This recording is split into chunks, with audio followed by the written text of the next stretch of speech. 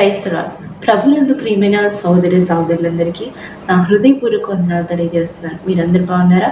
మీరందరూ బాగుండాలని నా అనుదిన ప్రార్థనలో నేను జ్ఞాపకం చేసుకుంటున్నాను. మీ యొక్క ప్రార్థన విన్నపములను కామెంట్ రూపంలో తెలియజేయగలరు. ఈరోజు మీ కొరకు దేవుని వాగ్దానం, ద్వితీయోపదేశ కాండము 15వ అధ్యాయము 6వ వచనం. నీవు అనేక జనములకు అప్పు ఇచ్చేదువు కానీ అప్పు చేయవు. ఆమేన్. ప్రియ సోదరి, ప్రియ సోదర, గొప్ప వాగ్దానంతో దేవుడు మనతో మాట్లాడుతున్నాడు. అవును, అనేక జనములకు ఆయన మనల్ని అప్పు ఇచ్చేవారుగా దీవిస్తాడంట. కానీ అయినప్పటికీ కూడా మనము ఎందుకు అప్పు చేయవారంగానే మిగిలిపోతున్నాం, ఎందుకు మనం బేదరుగానే మిగిలిపోతున్నాం అంటే, ఇదే అధ్యాయంలో పై వచనంలో మనం చదివినట్లయితే దేవుడు మాట్లాడతాడు, మీరు కనుక నా ఆజ్ఞానుసారంగా నా మాటలు జాగ్రత్తగా వినిన ఎడల వీళ్ళు బీదలు ఉండరు, మీరు అనేక మందికి అప్పు ఇచ్చేవారిగా నిన్ను దీవిస్తారని దేవుని వాక్యం సెలవిస్తుంది. అవును ప్రియ సోదరి, ప్రియ సోదర, మనము ఆయనని నమ్ముకొని కూడా, ఆయన ఎరిగి కూడా మనము ఇంకా బీదలుగానే ఉన్నాము, ఇంకా అప్పు చేయవారుగానే మనం మిగిలిపోతున్నామంటే ఎక్కడో ఆయన మాటను మనం నిర్లక్ష్యం చేస్తున్నాం, ఎక్కడో మనకు ఆయనకి అవిధేయత చూపిస్తున్నాం కనుక మన జీవితం ఇంకా మిగిలిపోతున్నాం, ఇంకా అప్పు చేయవారుగానే మిగిలిపోతున్నాం. కానీ దేవుని వాక్యం సెలవిస్తుంది, ఆయన మాటను మనం జాగ్రత్తగా వినడంలా ఆయన జ్ఞానాన్ని మనకి బోధిస్తాడు. అవును, బైబిల్లో అనేక మంది భక్తుల జీవితంలో మనం చూస్తాం. యోసేపు జీవితంలో మనం చూస్తాం.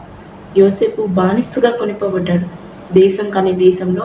కానీ దేవుని యందు భయభక్తులు కలిగి జీవించడం వల్ల, ఆయన మాటలు జాగ్రత్తగా వినడం వల్ల, ఆయన ఆజ్ఞానుసారంగా నడవడం వల్ల ఒక బానిసగా కొనిపోబడ్డ యోసేపుని దేవుడు ఆ దేశానికి ప్రధానిగా నిలిచాడు. అనేక మందికి ప్రయోజనకరంగా, తన ద్వారా అనేక మంది సహాయకరంగా ఆవిడ మారాడు. ఈరోజు మన జీవితంలో కూడా, మన జీవితంలో మన స్థాయి మనం కొద్దిగానే ఉండొచ్చు, కానీ మనల్ని అనేక మందికి ఆయన ఆశీర్వాదకరంగా అప్పు ఇచ్చేవారుగా ఆయన మారుచగల సమర్థుడు. మన ప్రియ సోదరి, యోసేపు దావీదు జీవితంలో కూడా మనం చూస్తాం.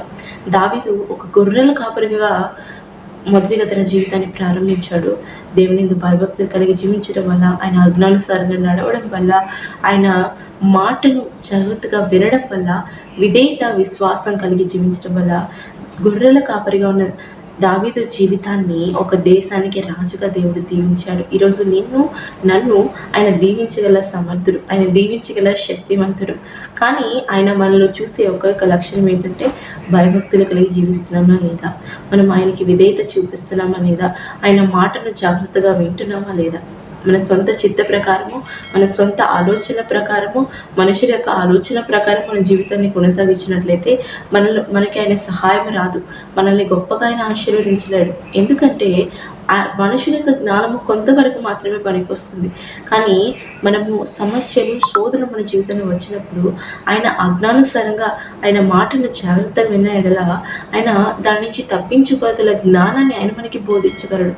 అవును ప్రియ సోదరి, ప్రియ సోదర, నీ జీవితంలో నీకు సమస్యలు, శోధనలు వచ్చినప్పుడు ఆయన మీద ఆధారపడి, ఆయనకి విధేయత చూపుతూ, ఆయన మీద విశ్వాసము ఆధారము చేసుకొని నువ్వు బ్రతికినట్లయితే, ఆయన మీద భయభక్తులు కలిగిన జీవితం నీకు ఉన్నట్లయితే, నువ్వు అనేక జనములకు అప్పు చేయవారుగా కాకుండా అప్పు ఇచ్చేవారిగా దేవుడు నేను దీవిస్తాడంట. ఈరోజు నన్ను దేవుడు అలా దీవించగల శక్తివంతుడు. నువ్వు భయభక్తులు కలిగిన జీవితం జీవిస్తూ, ఆయన విశ్వాసం ఉంచుతూ, ఆయన మాటను జాగ్రత్తగా వింటూ, ఆయన చిత్తము కొరకు నువ్వు నిరీక్షణ కలిగి కనిపెట్టుగల సమర్థత, యొక్క విశ్వాసం నేను ఉన్నట్లయితే దేవుడు నిన్ను గొప్పవానిగా, అనేక జనములకు ఆశీర్వాదకరంగా నిన్ను మార్చగల సమర్థుడు.